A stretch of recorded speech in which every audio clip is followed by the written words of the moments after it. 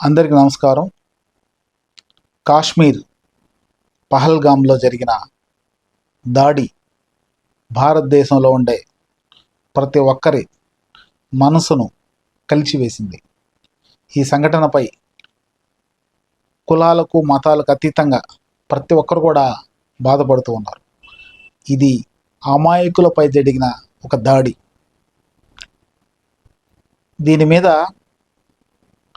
ఒక retired major ఆ టెర్రరిస్టులకి ఒక లెటర్ రాశారు బాధపడుతూ. ఆయన ఎవరో కాదు, మన ప్రముఖ సినీ నటులు నసీరుద్దీన్ షా యొక్క మేనలుడు. ఆయన ఆ రోజు ఏ రోజైతే ఈ సంఘటన జరిగిందో ఆ సంఘటన జీర్ణించుకోలేక, అది తట్టుకోలేక ఆ రాత్రంతా నిద్రపట్టక అతను ఒక లెటర్ రాయడం జరిగింది. ఆ లెటరు అందరికీ చాలా బాధను కలిగించే విధంగా ఒక మెసేజ్ లాగా ఉంది. ఆ లెటర్ని ఇప్పుడు మీకు చదివి మీతో డిస్కస్ చేస్తాను. 2019లో ఆర్టికల్ 370 రద్దయిన తర్వాత కాశ్మీర్ రాష్ట్రం అంతా కూడా చాలా ప్రశాంతంగా ఉంది. టూరిస్టులు కూడా ఎక్కువగా అక్కడికి వెళ్ళడం జరుగుతూ ఉంది. ఆ రాష్ట్రం యొక్క ఆర్థిక వ్యవస్థ కూడా బలపడింది. దేశానికి ఎంతో మంచి జరిగింది.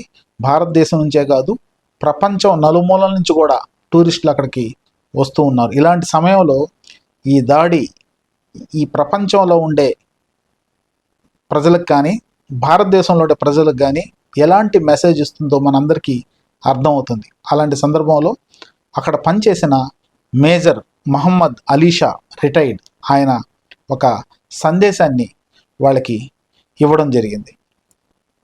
దీని సారాంశాన్ని మీతో నేను ఇప్పుడు డిస్కస్ చేస్తాను, చదివి కూడా వినిపిస్తాను.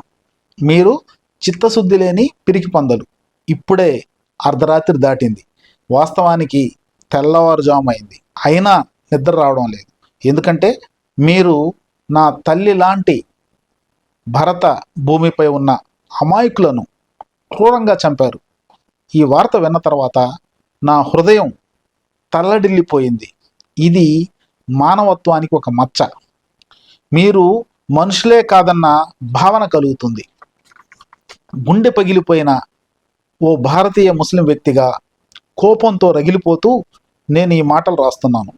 నా మనసు బాధను తట్టుకోలేక చీలిపోయింది. నా ఆత్మ ఆవేశంతో ఎగిసిపడుతుంది. ఎందుకంటే మీరు పహల్గామ్లో అమాయకులపై దాడి చేసినప్పుడు మీరు కేవలం ఒక ప్రదేశాన్ని లక్ష్యంగా ఎంచుకోలేదు. మీరు ప్రతి ఒక్క భారతీయుడు గుండెల్లో గాఢంగా నమ్మే ఏకత్వం, శాంతిని, న్యాయాన్ని గాయపరిచారు. నేను ఒక వ్యక్తిగా మాత్రమే కాదు, ఈ దేశానికి అంకితంగా సేవ చేసిన కుటుంబానికి చెందిన కుమారుడిగా మాట్లాడుతున్నాను. దేశభక్తి నా రక్తంలో నిండిపోయి ఉంది. నా తండ్రి లెఫ్టినెంట్ జనరల్ జమీరుద్దీన్ షా గారు డిప్యూటీ చీఫ్ ఆర్మీ స్టాఫ్గా రిటైర్డ్ అయ్యారు. అనంతరం అలీగఢ్ ముస్లిం యూనివర్సిటీ వైస్ ఛాన్సలర్గా ముస్లిం మేధావులకు ప్రాతినిధ్యం వహించే గొంతుగ్గా నిలిచారు. మా చిన్నాన్న ప్రముఖ సినీ నటుడు నసీరుద్దీన్ షా గారు పద్మశ్రీ మరియు పద్మభూషణ్ అవార్డు అందుకొని ఈ దేశం చేత ఎంతో గొప్పగా గౌరవించబడ్డారు. మా పెద్ద తాతయ్య ప్రఖ్యాత IITN ఈ దేశానికి చేసిన విశిష్ట సేవలకు గాను భారత రాష్ట్రపతి గారిచే సత్కరించబడ్డారు. ఈ విధంగా మా కుటుంబం మొత్తం దేశ సేవలోనే గడిపింది. ఈ దేశం మా కుటుంబానికి ఎంతో గౌరవాన్ని ఇచ్చింది. నేను కూడా ఇతర విషయాల కంటే భారతీయుడుగానే చెప్పుకోవడానికి గర్వపడేవాడిని. ఇది నా కుటుంబం నాకు ఇచ్చిన ఒక వారసత్వం, ఒక గిఫ్ట్. మీ అచేతన చర్యలు నాకు అధమంగా, అసహ్యంగా, అవమానకరంగా అనిపిస్తున్నాయి. పహల్గామ్ కొండల మధ్య నడిచాను, పర్వతాలపై నుంచి వీచే గాలిని పీల్చాను, అక్కడ ప్రజల మధ్య ఉన్న ఐక్యతను ఆస్వాదించాను. కానీ మీరు ఆ మనుషుల గొప్పతనాన్ని చిత్రవద చేసేందుకు ప్రయత్నించారు. మీ బుల్లెట్లు అక్కడ అందచందాలను అనగదొక్కలేవు. మీరు చిమ్మిన ద్వేషం అక్కడ శాంతిని నిర్మూలించలేదు. పహల్గామ్ కేవలం ఒక ప్రదేశం కాదు, అది భారతదేశం యొక్క ఆత్మ. మీరు మమ్మల్ని రక్తంతో కలుషితం చేసినా మమ్మల్ని బలహీనం చేయలేరు. మేము మరింత బలంగా నిలబడతాం. మీరు ఏమైనా పోరాట యోధులు అనుకుంటున్నారా? మీరు పోరాటం చేస్తున్నది మతం కోసమా, కాశ్మీర్ కోసమా? అది మీ మూర్ఖత్వం. మీరు పోరాట యోధులు కానే కారు. మీరు అజ్ఞానంలో దాక్కున్న పిరికి పందలు. మీరు దేవుని పేరు చెప్పుకుంటూ పాపం చేస్తున్న పిశాచులు. ఇది జిహాద్ కాదు. నిజమైన జిహాద్ అంటే ధర్మపరంగా జీవించడమే, పాపానికి వ్యతిరేకంగా పోరాడమే. మీరు చేసింది పాపం, రక్తపాతం, మానవత్వం మీద చేసిన ద్రోహం. ఇస్లాం దేశాన్ని ప్రేమించమంటుంది, ఇస్లాం చీల్చమంటుందా? మీ వల్లే ముస్లింల పేరు వినగానే కళ్ళల్లో అనుమానం మెదులుతుంది. మీరు తీసిన ప్రాణాల కంటే మీరు పోగొట్టిన నమ్మకమే పెద్ద నష్టం మాకు. మీరెప్పటికీ ఓడిపోతారు. మేము నిజమైన ముస్లింలం, నిజమైన భారతీయులం. ఇంకా నిలబడి ఉన్నాం. మేం భయపడం. మేము ఈ దేశాన్ని ప్రేమించడం మానం. పహల్గామ్లో ప్రాణాలు కోల్పోయిన వారి కుటుంబాల కోసం మేము చేసేది ప్రార్థనలు మాత్రమే కాదు, వారు చేసిన త్యాగం మర్చిపోం. ఓ హామీ ఇస్తున్నాం, వారికి న్యాయం జరిగే వరకు పోరాడుతాం. మీరు చంపే ముందు మతం అడిగారు, అందుకే మీరు ముస్లింలు కారు. ప్రపంచ ముస్లింలు మిమ్మల్ని తిరస్కరిస్తారు. మీరు కేవలం కాశ్మీర్పై దాడి చేయలేదు, మీరు భారతదేశంలో ఉన్న భిన్నత్వంలో ఏకత్వంపై దాడి చేశారు.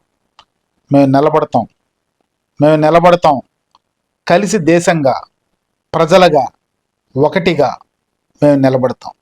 జై హింద్.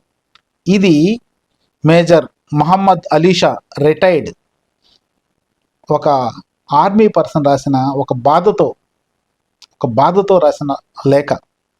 ఇది ఆయన ఒకటి బాధ కాదు, భారతదేశంలో ఉండే ప్రతి ముస్లిం పడుతున్న బాధ.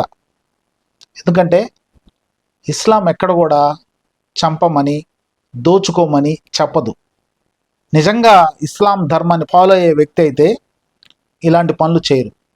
ఇస్లాంని అడ్డం పెట్టుకొని ఆ వేషధారణ వేసుకొని వీళ్ళు చేస్తున్న పాపాలు ఇస్లాంకి వ్యతిరేకం. ఇది ప్రతి ముస్లింకి తెలుసు. ఎక్కువగా భారతదేశంలో ఉండే ప్రతి ముస్లిం ఈ విషయాన్ని నమ్ముతారు. భారతదేశంలో హిందూ, ముస్లిం, క్రిస్టియన్ అందరం కలిసి ఉంటాం. ముస్లింల పండగలు వస్తే హిందువులకి మేము మా యొక్క పండగల్ని రుచి చూపిస్తాం.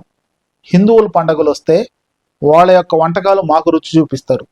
వాళ్ళ పెళ్ళిళ్ళకి మేము వెళతాం, మా పెళ్ళిళ్ళకి వాళ్ళు వస్తారు. ఇలా ఇంత ఐక్యంగా ఉన్న ఈ భారతదేశం, ఈ దుర్మార్గులు ఎవరైతే పాకిస్తాన్ ప్రేరిత ఈ టెర్రరిస్టులు ఉన్నారో, మా యొక్క ప్రేమ అభిమానాలు, మా యొక్క ఐక్యత వీళ్ళకి అర్థం కావు. వీళ్ళకి అర్థమయ్యేది ఒకటే, చిన్న భిన్నం చేయడం. ఇలాంటి వారిని మన భారతదేశం క్షమించకూడదు. ఒక్కసారి వాళ్ళకి బుద్ధి చెప్పాలి. ఎందుకంటే ఇది వాళ్ళు మొదటిసారి మన మీద చేసిన దాడి కాదు. గతంలో ఎన్నోసార్లు దాడి చేస్తున్నాం, ఎన్నోసార్లు క్షమించున్నాం. నాకు తెలిసి క్షమించకూడదు. మనం కూడా వాళ్ళకి తగిన బుద్ధి చెప్పాల్సిన అవసరం ఉంది. ప్రధానమంత్రి గారికి, మన మోడీ గారికి మనం అందరం కూడా మద్దతుగా నిలబడదాం. ఈ దేశంలో సమైక్యత అంటే ఏదో చూపిద్దాం, భిన్నత్వంలో ఏకత్వం అంటే ఏదో చూపిద్దాం. కలిసి మనందరం కూడా ఇలాంటి సమయాల్లో ఎవరైతే ఆ కుటుంబాలు ప్రాణాలు కోల్పోయాయో వాళ్ళకి ఒక ధైర్యంగా నిలబడదాం.